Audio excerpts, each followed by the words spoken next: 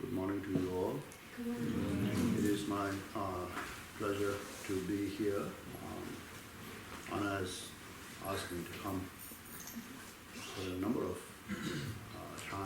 different times that we met over the years, and finally to be able to make it here to fulfill his aspirations.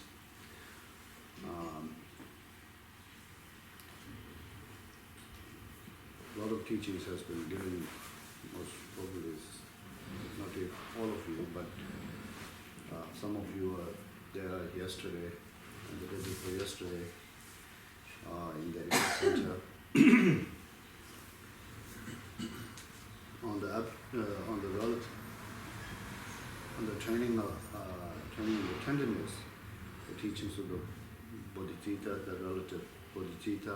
So today I thought maybe I'll have just 1 hour talk about the absolute Bodhicitta. And I hope all of you speak English, right? You understand? That's wonderful.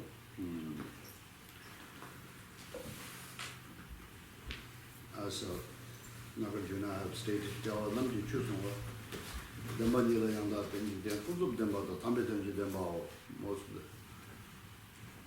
of the victorious Buddhas, when they do give teachings, they give teachings by the relative and the absolute truth. And also, as Nagarjuna have stated, without relying on the relative truth, we cannot understand the absolute truth. And without understanding the absolute truth, we cannot obtain the state of the nirvana. So therefore, all of the victorious Buddhas of the past and the present and the future do give teachings on the true truths. And the true truths are the relative truth and absolute truth. In the relative truth, when we speak about relative truth from the Buddhist teachings point of view, to summarize what is the relative phenomena, that is a knowable of all of the things in the world of the knowable is going to be 5 5 skandhas and 12 ayatonas and 18 dhatus to speak about the 5 skandhas. I think prior to the Buddha coming into the world, there was other religions, and other religions, as well as also the just general conventional world of noble land of India had many labels and many things of the 5 skandhas being identified already, but what is not identifiable or what is not yet labeled, the Buddha established the terminology of Abhidharma, and thus then identified and give names to much of the 5 skandhas, such as the skandha of the form, skandha of the feelings, skandha of the conceptions, skandha of the mental formations, skandha of the consciousness. The reason why that is if we are not able to identify, then it's very difficult to know much in depth what they are. So we need to be able to identify. But in order to identify, there needs to be a label. So in that way, as it is stated,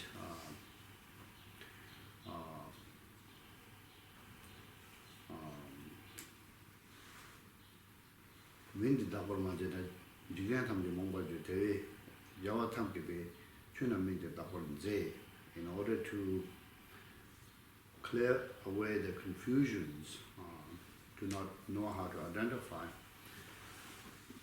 It is therefore the Buddha, the victorious one, has given names and labels for everything of the relative truth. Now in the relative truth, therefore then we have 5 skandhas, and to speak about the 5 skandhas in the depth, it's going to be a lot to speak about, but generally speaking, we have the form skandha, which is our body, which is our body, that's what we have. And then there's the external forms, such as a table and mountain and so on and so forth. But table and mountains and so on and so forth, which is made of matters, are going to be made of 5 elements. So as also this body is going to be made of 5 elements.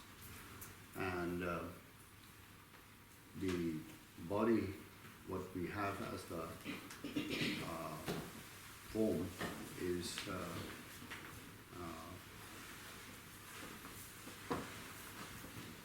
basically Simbipumbo. Simbipumbo means it is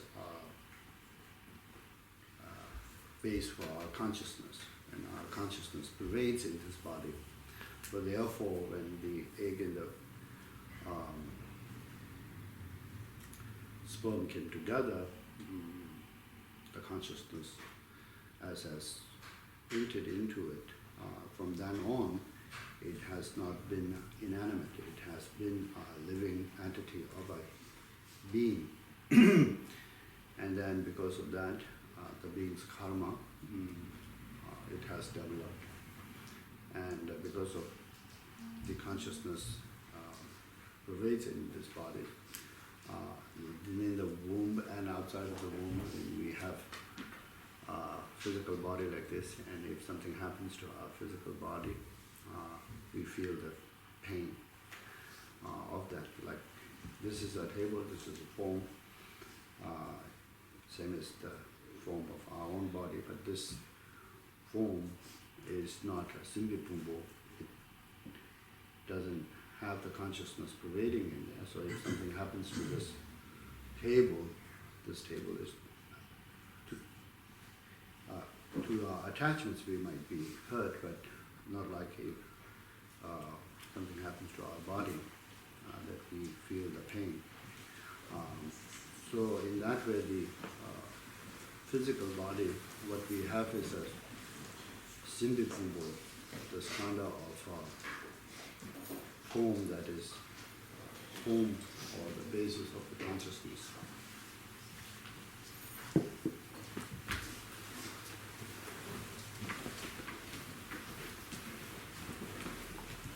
Basis of the consciousness. So now that's a very important thing, because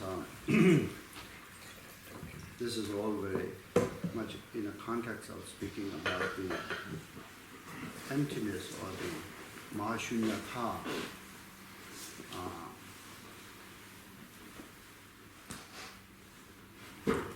Just as the outer forms are made of 5 elements, our own body is made of 5 elements as well. The element of the earth, element of the water, element of the fire, element of the wind, and element of the space, like the flesh and the bones, those more or less. The dense is the element of the earth, and then fluid that is in the body is element of the water, and then also the warmth that we have in the body is the element of the fire, and so is also the breathing is the element of the wind, and then any cavities that we have in the body is the element of the space. So when we do pass on from this world, the elements dissolves back into the element of the greater nature. So this is what we have as a home, the first of the skandhas. Then from there we have the touch. Touch with the kind of physical sensorial level with objects. And then in that way, physical in the sensorial level, when we have a touch with the outside objects, with the sight, sound, smell, taste, and the sensation of the body with the outside objects, we have a pleasant and unpleasant and neutral sensorial level of a feeling. And then also when we engage in our thought process with the memory of the past or the future or anything like that, when we are in our thought process, we are also again in touch with the object, and brain as an organ, and the consciousness of the sixth that also provides some feelings. That feeling is going to be known as a yitsur. The previous one is going to be known as a lutsur, the physical feeling, and the second one is going to be known as yitsur, the mental feelings. In there also there's the pain and joy as well as neutral. So there's the feelings, feelings skandhas in that way. Then the most important thing for the Dharma, the reason why Buddha has categorized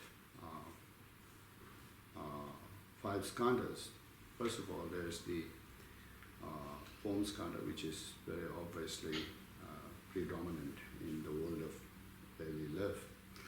And then the feeling skandhas is second, very important, because most of the people are trying to sort of cultivate a feeling of pleasure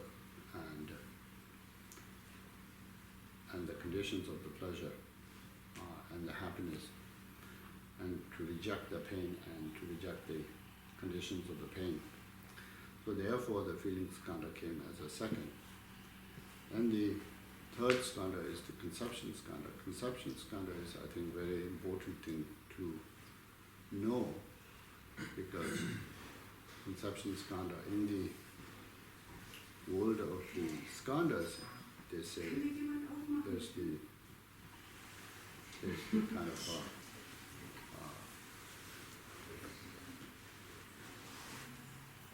small scope of the conception skandha, and then the medium scope of the conception skandha, and the larger scope of the conception skandha. But however, conception skandha is our sort of views, ideas, attitudes, and our sort of perceptions of the world, how we think. And when we do have views, ideas,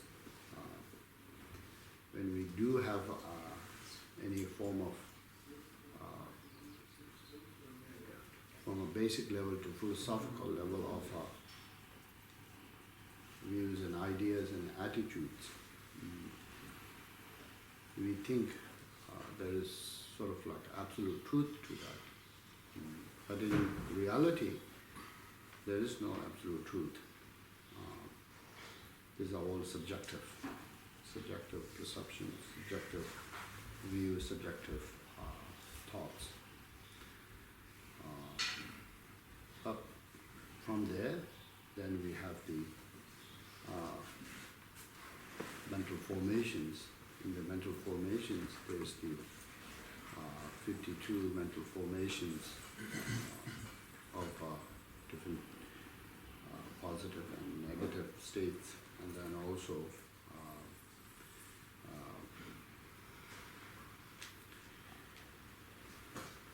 what allows positive states or negative states to be functional. So in that way, we have mental formation skandhas. And then in the consciousness skandha, we have the 5 sensual consciousness, and we have the 6 consciousness, and then we have the sense of self, which is the 7th. Then we have the alaya, and we have also then the 8 consciousness in that way. So that sort of like concludes the, basically, from the Buddhist teachings point of view, the 5 skandhas, and then when it comes to 12 ayatonas, it's the 6 objects, 6 organs. And then when it comes to 18 dhatus, it is 6 objects, 6 organs, and 6 consciousness. Now, within all of the knowable things in the relative world, in the entire universe is in there. So this is a Buddhist way of kind of summarizing everything. So this being the relative, then if we are to speak about the absolute bodhicitta, what is the absolute bodhicitta? Absolute bodhicitta is emptiness. And how do we establish the emptiness? Not from hearsay, but from somewhat of our own kind of a reasoning. Is this, all of the 5 skandhas, if you categorize, they will be falling in the category of form and consciousness. The feeling skandha, conception skandha, mental formation skandha are different aspects of the consciousness skandha. So consciousness skandha as a one, and then the form as another. Now form is made of matters. When we look at this table, as how we perceive things as this table, we perceive this table as in a singular, one table. And then also we perceive this table, what was here yesterday and what is here today is the same table. Also, we perceive this table as in a sort of something kind of a therefore, singular and permanent. permanent meaning, same table from yesterday to today, it's sort of like has an existing from its own side. So this is how we perceive the world of the forms. Forms. And this is how also we emotionally cling to the world of forms as in a solid.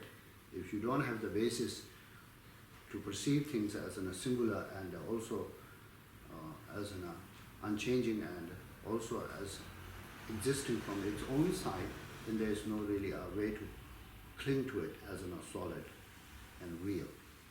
So the idea or the emotional base to cling to anything as in something of a solid and real comes from those three things being already unconsciously being part of one's mind, or assuming that the reality of what you're perceiving is singular, what you're perceiving is in that way unchanging, what you perceive is also existing from its own side.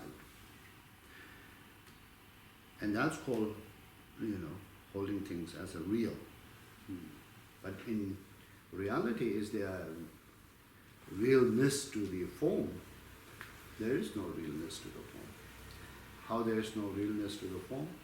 Because if you examine the form, such as like this table or any other forms, they are made of parts.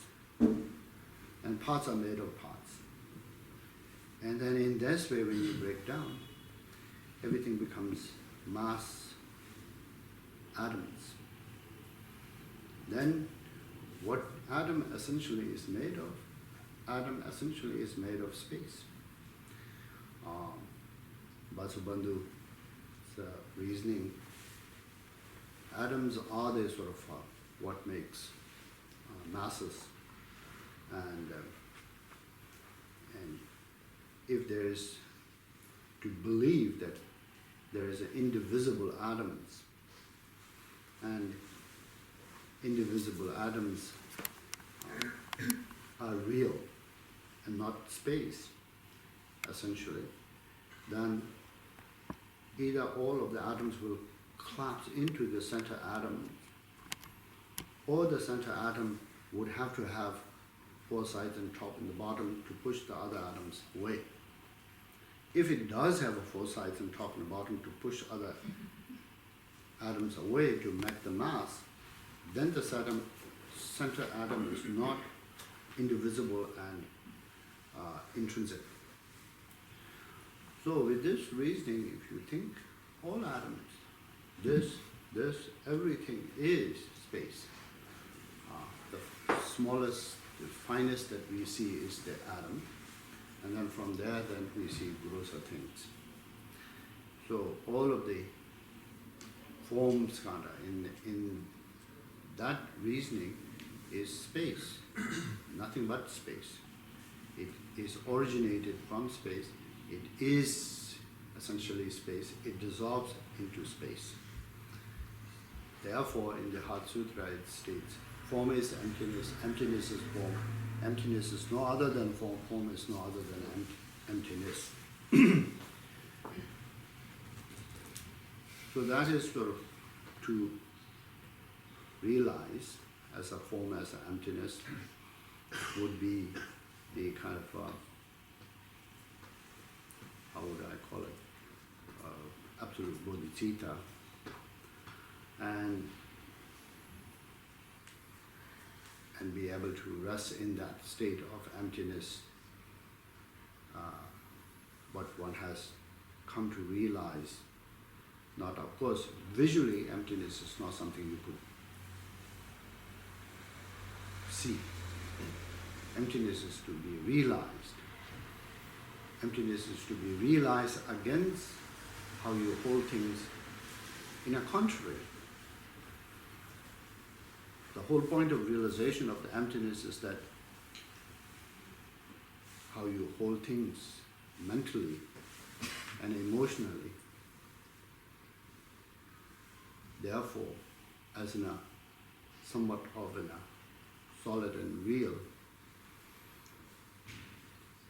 due to the reasoning and due to being able to realize the emptiness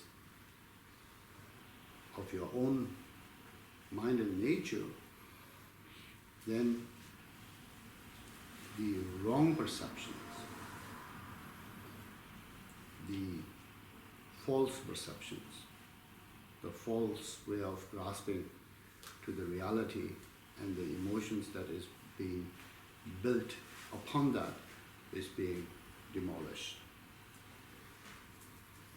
Thus then you have no any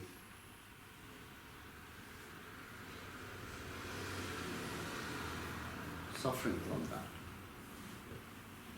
kind of in a false, wrong view, or the perception that is based on ignorance. It's not visually you see emptiness. To think you should see visually emptiness is neither going to be helpful nor it's going to be somewhat important in the Buddhist methods of breaking things down. Breaking things down is for the mind to discover the truth,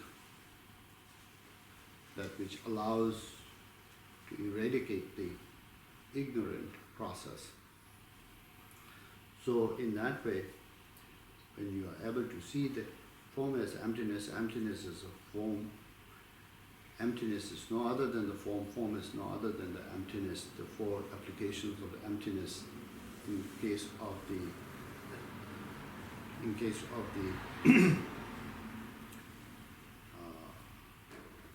form, the holding on to the phenomena as a real is going to be not there. You will see the phenomena as it is stated in the Heart Sutra, emptiness is a form. But you don't hold form as a real and solid. So then how do you see the form? You see the form as dependently originated, and anything being dependently originated being like a dream, illusory. So, more or less like a movie, so to speak. Empty appearance. So in that way, one doesn't have that kind of an old habit of ignorant mind taking over one's mental state to relate with the forms altogether. Similarly, now then, as far as coming to the other four skandhas, they are all made of consciousness. Consciousness is not like a form you could actually point and you could break down the grosser form with this, like a hammer or something like that. Consciousness is a self-awareness. Self-awareness rises in the sequences. When it rises in the sequences, it rises in the sequences of the past, present, and the future. When the present is here, the past has already been vanished. When the present is here, future is not risen.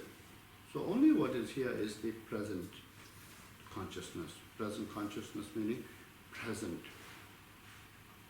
moment of the consciousness. Now the present moment of the consciousness, for example, if there is three moments, A, B, C, by the time B is there, A is gone. By the time B is there, C has not arisen. So only there is a B, seemingly, as in a there, if there is any reality to it. And this, in the kind of grosser look at it, seems like a one moment, and it exists with indivisible moment. But if you subtly look, this B has to have a beginning side of the B and the end side of the B. Beginning side that is closer to the end of the A, and the end side of the B that is closer to the C. Otherwise, this B will either become a A or become a C. So this B also in that way could be broken down into three moments. And when you break the B into the three moments, then nothing is being left, essentially. And essentially, the moment is also emptiness or space. So in the emptiness or the space of the form, emptiness, or the space of the consciousness, there's not going to be two separate distinctions. It's going to be one emptiness. Emptiness of the form is going to be emptiness of the consciousness. Emptiness of the consciousness is going to be emptiness of the form. You cannot identify emptiness of the form separate from the emptiness of the consciousness. Emptiness of the consciousness you cannot separate from the emptiness of the form. There will be one emptiness, one space. Now, when we think about emptiness being sort of a void, void doesn't have any presence. Void is a dead space. This emptiness is not a dead space. This emptiness has a presence. Someone realizes this emptiness. So this is self-cognizant. So emptiness in that way is not a dead vacuum. Emptiness in that way is self-illuminating jnana. So, objectively speaking, we can speak about emptiness as one and the jnana as another. But in reality, emptiness is a jnana. Jnana is emptiness. And emptiness is no other than jnana. Jnana is no other than emptiness. And everything arises from the emptiness in the jnana. All of the forms, all of the feelings, all of the conceptions, all of the mental formations, all of the consciousness that are relative arises essentially from the emptiness in the jnana. They are made of emptiness in the jnana. Now in the five skandhas, there is rising, dwelling, and ceasing. There's rising, dwelling, and ceasing with the dependent originations or with the cause and conditions coming together. But in the emptiness of the jnana, there is no rising, dwelling, and ceasing because there is no conditions. Since there is no conditions, it's beyond conditions. Therefore, there is no rising, dwelling, and ceasing. Therefore, there is no birth, old age, sickness, and death. Therefore, it is a natural nirvana. Therefore, to realize that, one becomes free from the relative sufferings of compounded things, that which has birth, old age, sickness, and death. So to realize emptiness in the jnana as an essence of all things is the absolute bodhicitta. To realize absolute bodhicitta being unborn and as an essence of all of the living beings is the realization of suchness. Suchness to be realized oneself is the wisdom of knowing one's own nature. And suchness as an essence of all living beings is a wisdom of knowing all sentient beings possess the Tathagata Garbha or the enlightened nature. Thus, in this way, through the reasoning, when you come to realize the absolute bodhicitta or the emptiness in the jnana, through the conceptual applications of the Madhyamika reasoning, unborn reasoning,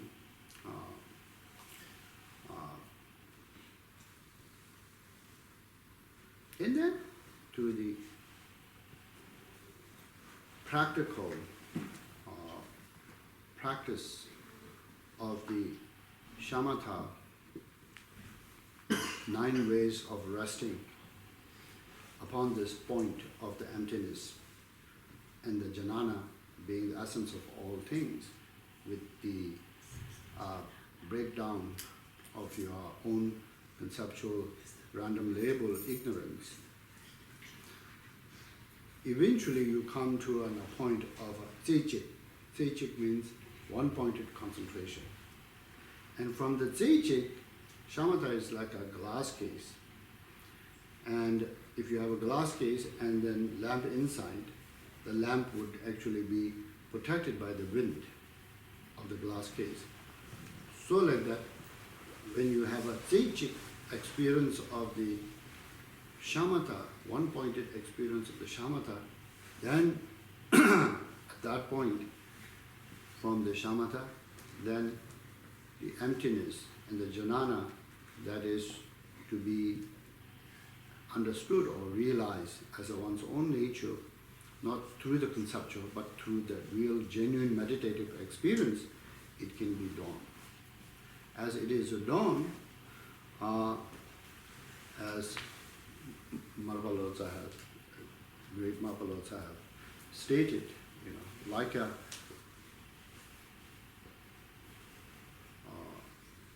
mute tasting a gur or sweet, it is inexpressible. Why is it inexpressible? Because it's beyond mental construct. Since it's beyond mental construct, therefore it is inexpressible. But however it's beyond mental construct and inexpressible, the realization of the truth itself is unmistakably clear. Not only it is clear, it has to work against all of the dualistic perceptions. And it does work against all of the dualistic perceptions and the misconceptions that is part of the dualistic perceptions. It overcomes, like seeing the truth of the rope as a rope. You don't see the rope as a snake. By the power of seeing the rope as a rope, whatever previously you were seeing rope as a snake is overcome. So in that way, all dualistic perceptions meaning the thoughts and emotions of our own, that is based on the ignorant, that we hold them to be real and react, all goes away. So in that way, absolute bodhicitta is the perfect and uncontrived natural nirvana. Thus being able to realize that is the view of the Madhyamika, and so as also it is the view of the Mahamudra, it is also the view of the great perfection. These are different names: absolute bodhicitta, great Madhyamika, great Mahamudra, great perfection. These are different names of describing one essence. There's no different essence of the one's own relative world or one's own relative five skandhas. So there's the conceptual understanding of the view, and then there's the experience understanding of the view. Upon the view, then you meditate. When you don't have view in the first place discovered, there's nothing to be meditating upon. But when you have discovered this through your own contemplative process, and more so later than with your meditative experience, then you have the view, and then you have something to meditate upon. And when you do meditate, this is the view of how it is being discovered. You don't contrive, you don't try to exaggerate in any form of contrivances, you don't try to negate anything in any form of contrivances. You don't contrive at all, and you leave it as to be. Gom in that way means habituations. Habituations in that way, what it does is it then slowly allows you to sort of become free from your own dualistic mindsets, and it allows you to become free from your own emotional residues of the dualistic mindsets. Thus then, one becomes more or less, instead of being at home in the relative phenomena, that which actually is karmic and that which is always compounded and therefore subject to impermanence and dukkha, in the absolute there is none of that. So one finds in the absolute truth the liberation, and so in meditation, with the, call it a bodhicitta, or call it a great madhyamika, or call it a great mahamudra, or great perfection, essentially resting in the emptiness, in the jnana, as in the one nature of all beings, yourself and all living beings, and that as the view, tawa, and then resting in it without contrivances of any form of exaggeration or negation, like in the Abhisamaya Alankara or Mahayana Vadatantra Shastra, it is stated, Dila Saza Cheami, Jagar Sawan Chuzemi, Yanda Nila Yanda, Yanda Tona, number 12. There's nothing to be removed, nothing to be added. Just as it is, resting in it finds perfect nirvana. One thus engages in the practice of the bodhicitta, or practice of the absolute bodhicitta.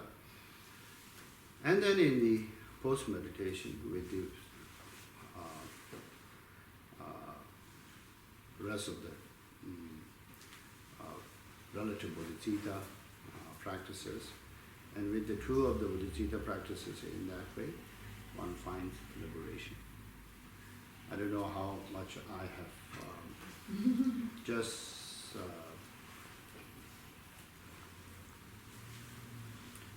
spoke without really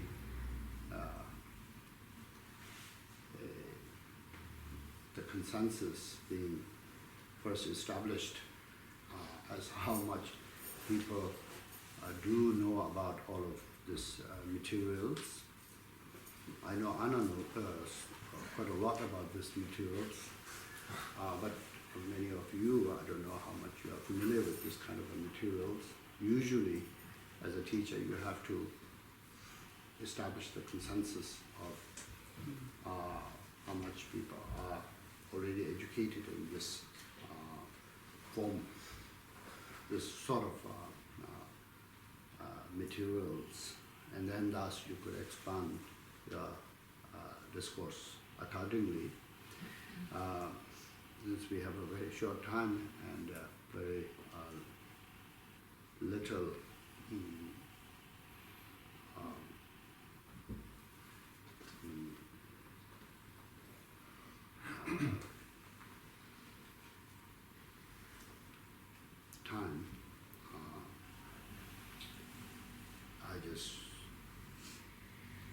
spoke about the absolute Bodhicitta, since I gave her a lot of teachings on the relative Bodhicitta to complete the both sets of the teachings on the relative and the absolute Bodhicitta in the world of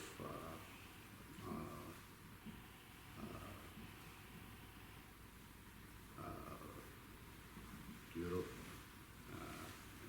country of Germany, and city of Berlin. As a teacher, you want to kind of not leave your teachings half completed, half not completed. So I took this liberty to speak on the emptiness and the absolute Bodhicitta for the auspicious coincidence. And then if, of course, you are a meditator, this slowly will make a sense. And if you are philosophical students of the Buddha Dharma, slowly,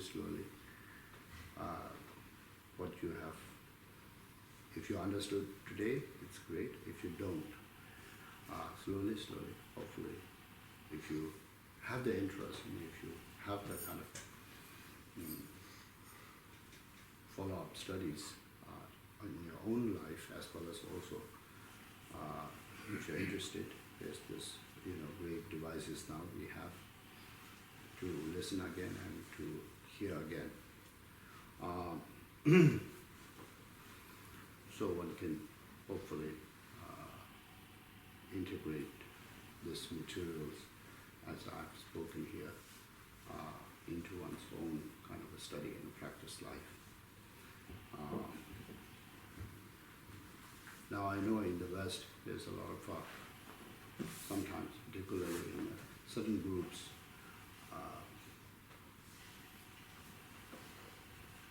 since Kongtrul Rinpoche has ever come into the West and been a great sort of like pioneer of the Buddha Dharma and has spoken very eloquently and very entertainingly the Dharma.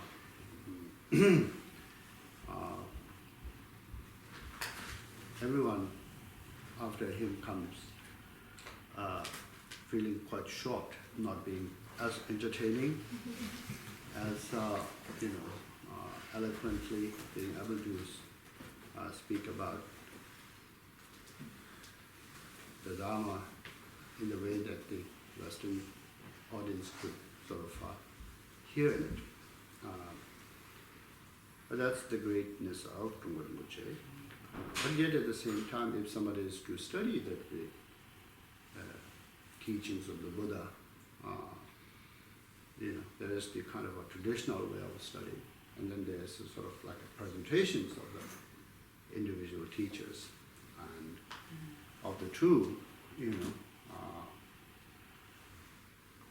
much more I feel is traditional way of studies and presentations of the traditional teachings is going to be reliable, because individual, personal way of presentations of the Dharma, however it's sort of like a very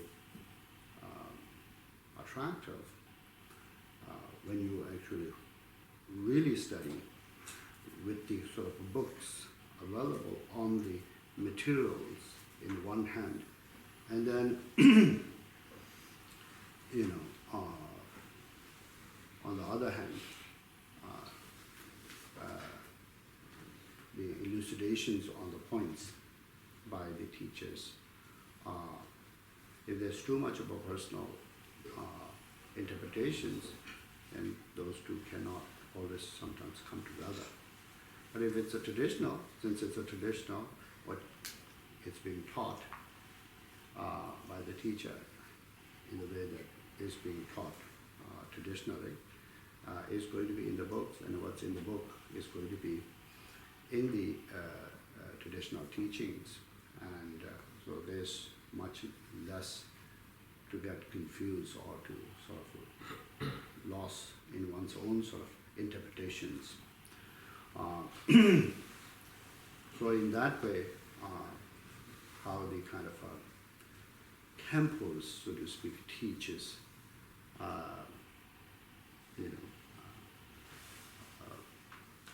find it to be much more helpful. So how I've taught is not like how temples teach, because that's also not quite exactly true. But I try to stick much more to the traditional form of teachings in that way. So I hope it's not too much of a disappointment. Thank you all very much. By this merit may I obtain illuminations, may I be free from the stormy waves of all its sickness and death, from the ocean of samsara and the So let's do a short practice now. Since we are here, we have 5 minutes to go. Let's do a short practice on the Absolute Bodhicitta. And Absolute Bodhicitta is really very simple. Just sit down as to go in what you used to say, and it's right there.